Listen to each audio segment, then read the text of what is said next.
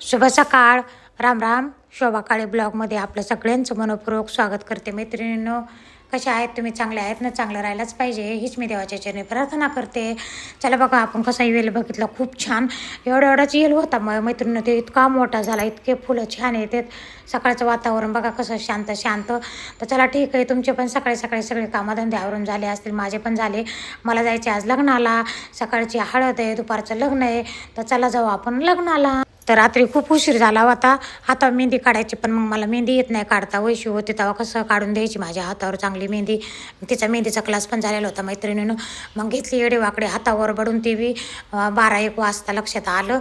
तर चला ठीक आहे, अशी पहिल्यातली आम्ही असेच हातावर बडवून घ्यायची, मेहंदी आणायचो झाडाची काढून, वाटायचो आणि लावून घ्यायचो.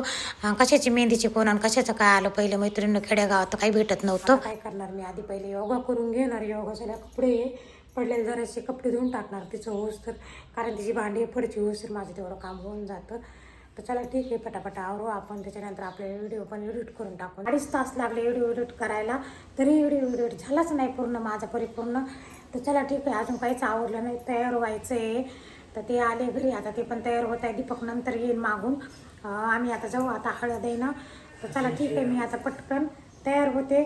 आता इथून हळदीची वगैरे साडी इथूनच नेसून जाते. लग्नाची साडी, लग्नाला नेसायची साडी मग तिथं घेऊन जाते, मग तिथं तयार हो परत आपण. तर मैत्रिणींनो, घेते पटापट, आवडून उशीर झाला आहे. तर चला, ही साडी घालणार आहे मी आता हळदीला, इथूनच नेसून जाते.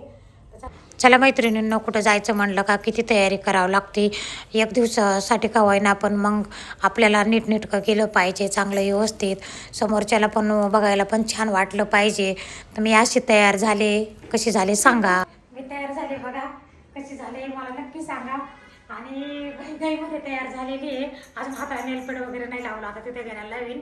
तर चला ठीक आहे, आपण आता निघू न वेळ घेता आणि परत अजून लग्नाचं तयार होऊ आपण.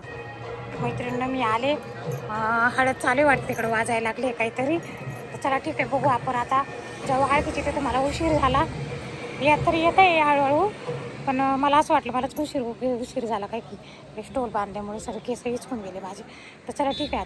तर मैत्रिणींना चला, मी इथं आले हळदीच्या ठिकाणी. बघा, हळद लागून गेली होती, बऱ्यापैकी सगळं आवरलेलं होतं.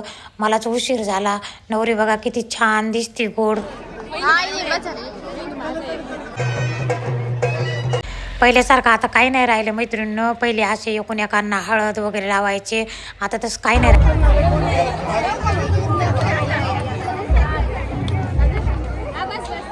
इकडं ना रीतरिवाज असा आहे, वाटतं नवरीची भावजे उचली ती, वाटतं नवरी बाईला ननंदबाईला भावजे उचलायली. आता उचललं दोघी भावजे आहे ना, ननंदबाईला मस्त छान. आता आलो इकडे साड्या बदलायला, चेंज करू आता. चला, ही आमची मोठी बाई माझी, खूप छान आहे त्यांचा स्वभाव. चालले का की असं नाही की आमचं इनबाईचं कोणाच जमत नाही, सगळ्याचं जमतं माझ्याबरोबर आणि माझं सगळ्याबरोबर जमतं. चला ठीक आहे, आता वरी जाऊ आपण. लग्न घर म्हणलं का सगळ्याला आपलं आपलं पडतं. वैशू पार्लरमधून मेकअप करून आली होती. तर चला ठीक आहे, आम्ही तयार झालो. तर वैशूला ना ही साडी घेतलेली मैत्रिणीनं मी आयराला, तिच्या घरी पण घेतलेली, पण तिने ही नेसली. तर कशी वाटली साडी? नवरी पण आली आता मेकअप करायला.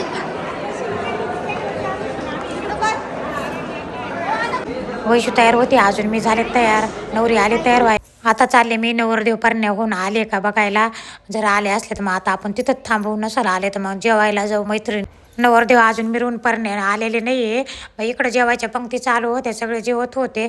आणि असंही मला उशीर झालेला होता. सकाळी त्यांनी ना नाश्ता ठेवलेला होता हळदीच्या टायमाला, मग मला काही नाश्ता भेटलाच नव्हता, झाला नव्हता. मग भूक लागली होती, घेतलं. तर चला बघू जेवायला काय. माझ्या शेजारी या पाहुणीबाई बसले आहे ना, माझ्या इनबाईच्या भाऊजाईची आई आहे. तर बसलो मग आम्ही दोघी शेजारी.